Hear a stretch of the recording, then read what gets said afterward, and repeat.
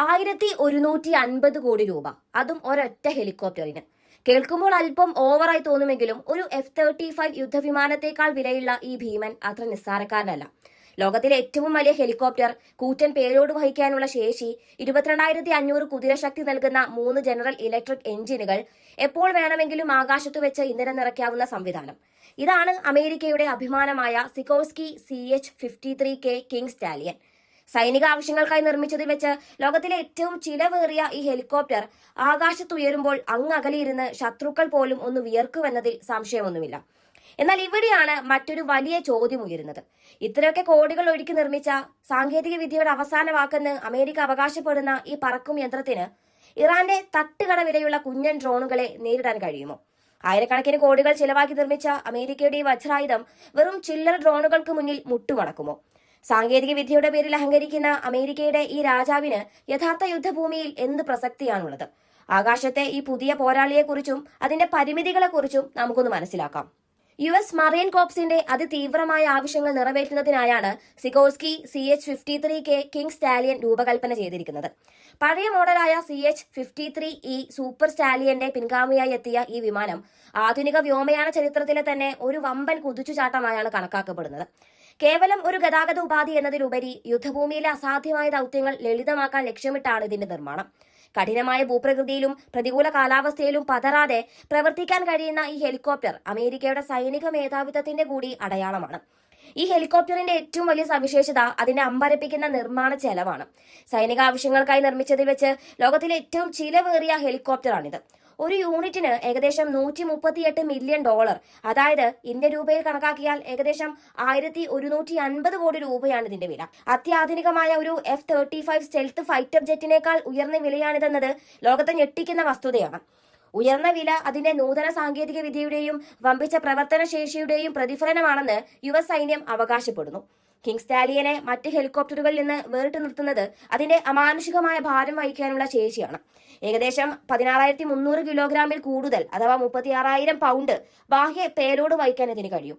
JLTV പോലുള്ള ഭാരമേറിയ കവചിത വാഹനങ്ങളെ ബാഹ്യക്കൊളുത്തുകളിൽ തൂക്കിയിട്ട് അനായാസം ഉയർത്താൻ ഈ വിമാനത്തിന് സാധിക്കും. മുൻഗാമിയായ സൂപ്പർ സ്റ്റാലിയനേക്കാൾ 3 ഇരട്ടി അധികം ഭാരം വഹിക്കാൻ ഇതിന് കഴിയുമെന്നത് സൈനിക നീക്കങ്ങളിൽ വലിയ വിപ്ലവമാണ് സൃഷ്ടിക്കുന്നത്. ദുർഘടമായ യുദ്ധഭൂമികളിൽ ഭാരമേറിയ ടാങ്കുകളും മറ്റ് യുദ്ധോപകരണങ്ങളും സൈനികർക്ക് മിനിറ്റുകൾക്കുള്ളിൽ എത്തിച്ചു നൽകാൻ ഇതിലൂടെ സാധിക്കുന്നു. ഈ കൂറ്റൻ വിമാനത്തിന് കരുത്തു പകരുന്നത് 3 ജനറൽ ഇലക്ട്രിക് T4 Note 8 എഞ്ചിനുകളാണ്. ഓരോ എഞ്ചിനും ഏകദേശം 7,500 ഷാഫ്റ്റ് കുതിരശക്തി വീതം നൽകുന്നവയാണ്. അതായത് ആകെ 22,500 കുതിരശക്തിയുടെ കരുത്താണ് ഇതിന്റെ ചിറകുകൾക്ക് പിന്നിലുള്ളത്. മണൽക്കാറ്റും പൊടിയും നിറഞ്ഞ കഠിനമായ മരുഭൂമിയിൽ അന്തരീക്ഷത്തെ പോലും അതിജീവിക്കാൻ ഈ എഞ്ചിനുകൾക്ക് പ്രത്യേക ശേഷിയുണ്ട്. ഏത് ദുർഘട സാഹചര്യത്തിലും വേഗത്തിലും കാര്യക്ഷമമായും പറക്കാൻ ഈ പവർ ഹൗസുകൾ കിങ് സ്റ്റാലിയനെ സഹായിക്കുന്നു. രൂപത്തിൽ ഒരു യഥാർത്ഥ രാക്ഷസനാണ് ഈ ഹെലികോപ്റ്റർ. റോട്ടറുകൾ ഉൾപ്പെടെ ഏകദേശം 30 മീറ്റർ, അഥവാ 99 അടി നീളമാണ് ഇതിനുള്ളത്. പ്രധാന റോട്ടറിന്റെ വ്യാസം മാത്രം 24 മീറ്റർ അല്ലെങ്കിൽ 79 അടി വരും. പറന്നുയരുമ്പോൾ അന്തരീക്ഷത്തിൽ വലിയൊരു പ്രകമ്പനം തന്നെ സൃഷ്ടിക്കാൻ ഇതിന് സാധിക്കും. ക്യാബിന്റെ ഉൾവശം പഴയ മോഡലുകളെക്കാൾ 30 സെന്റിമീറ്റർ, അഥവാ 12 ഇഞ്ച് വീതിയുള്ളതാണ്. ഈ അധിക സ്ഥലം സാധാരണ സൈനിക കാർഗോ പൈലറ്റുകൾ മാറ്റം വരുത്താതെ തന്നെ ഉൾക്കൊള്ളാൻ സഹായിക്കുന്നവയാണ്. High mobility multi purpose wheeled vehicles, അഥവാ ഹമ്മറുകൾ പോലും ഈ ഹെലികോപ്റ്ററിനുള്ളിൽ അനായാസം കയറ്റാൻ സാധിക്കും. സാങ്കേതിക വിദ്യയുടെ കാര്യത്തിലും കിങ് സ്റ്റാലിയൻ ബഹുദൂരം മുന്നിലാണ്. പൂർണ്ണമായും ഡിജിറ്റലായ ഗ്ലാസ് കോക്പിറ്റും നൂതനമായ ഫ്ലൈ ബൈ വയർ ഫ്ലൈറ്റ് നിയന്ത്രണങ്ങളുമാണ് ഇതിൽ ഉപയോഗിച്ചിരിക്കുന്നത്. പൈലറ്റിന്റെ ജോലിഭാരം പകുതിയായി കുറയ്ക്കാൻ ഈ സിസ്റ്റത്തിന് കഴിയും. മോശം കാലാവസ്ഥയിൽ വിമാനം തനിയെ ബാലൻസ് ചെയ്യാനും സ്ഥിരത നിലനിർത്താനും സഹായിക്കുന്ന ഓട്ടോമേറ്റഡ് ക്രമീകരണങ്ങൾ ഇതിന്റെ പ്രത്യേകതയാണ്. 4ാം തലമുറ സംയുക്ത റോട്ടർ ബ്ലേഡുകളാണ് ഇതിൽ ഉപയോഗിച്ചിരിക്കുന്നത്. ഉപ്പുവെള്ളത്തിൽ നിന്നുള്ള നാശത്തെ പ്രതിരോധിക്കാൻ ശേഷിയുള്ള ഈ ബ്ലേഡുകൾ സമുദ്ര പരിതസ്ഥിതിയിലെ ദീർഘകാല പ്രവർത്തനത്തിനും അനുയോജ്യമാണ്. മണിക്കൂറുകളിൽ 315 കിലോമീറ്റർ ക്രൂയിസിംഗ് വേഗത കൈവരിക്കാൻ കഴിയുന്ന കിങ് സ്റ്റാലിയൻ അതിന്റെ വിഭാഗത്തിലെ മറ്റേതൊരു വിമാനത്തെക്കാളും വേഗത്തിൽ ഭാരമേറിയ സാധനങ്ങൾ ലക്ഷ്യസ്ഥാനത്ത് എത്തിക്കുന്നവയാണ്. ഇന്ധനം നിറയ്ക്കാതെ തന്നെ 200 കിലോമീറ്ററിലധികം യുദ്ധദൂരം സഞ്ചരിക്കാൻ ഇതിന് ശേഷിയുണ്ട്. എന്നാൽ ആകാശത്ത് വെച്ച് തന്നെ ഇന്ധനം നിറയ്ക്കാനുള്ള സംവിധാനം ഉള്ളതിനാൽ ഇതിന്റെ ദൗത്യപരിധി അനിശ്ചിതമായി നീട്ടാൻ സാധിക്കും. ലോകത്തിന്റെ ഏതു കോണിലും ഏതു നിമിഷവും പറന്നെത്താൻ ഇത് സജ്ജമാണെന്ന് അർത്ഥം. 2022 US മറൈൻ കോർപ്സ് ആണ് ഈ വിമാനത്തിന്റെ പ്രാരംഭ പ്രവർത്തനശേഷി ഔദ്യോഗികമായി പ്രഖ്യാപിച്ചത്. വരും ദശകങ്ങളിൽ അമേരിക്കൻ സൈന്യത്തിന്റെ നട്ടെല്ലായി ഈ ഹെലികോപ്റ്റർ മാറുമെന്ന കാര്യത്തിൽ സംശയമൊന്നുമില്ല. നിലവിൽ ലോകമെമ്പാടുമുള്ള സൈനിക നീക്കങ്ങളിൽ ഭാരമേറിയ ഉപകരണങ്ങൾ എത്തിക്കാൻ അമേരിക്ക പ്രധാനമായും ആശ്രയിക്കുന്നത് ഈ രാജകീയ സ്റ്റാലിയനെ തന്നെയാണ്. അമേരിക്കയുടെ ഈ അത്യാധുനിക വിമാനം സാങ്കേതികമായി തികഞ്ഞ ഒരു വിസ്മയമാണെന്നതിൽ ആർക്കും തർക്കമുണ്ടാവില്ല.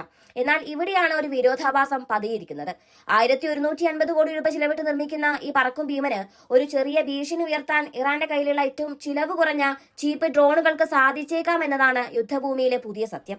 ആയിരക്കണക്കിന് കോടികൾ മുടക്കി നിർമ്മിച്ച അത്യാധുനിക ആയുധങ്ങളെ കേവലം ലക്ഷങ്ങൾ മാത്രം വിലയുള്ള ആത്മഹത്യാ ഡ്രോണുകൾ കൊണ്ട് തകർക്കുന്ന കാഴ്ച യുക്രൈൻ റഷ്യൻ യുദ്ധത്തിലും പശ്ചിമേഷ്യയിലും നാം കണ്ടുകൊണ്ടിരിക്കുകയാണ്.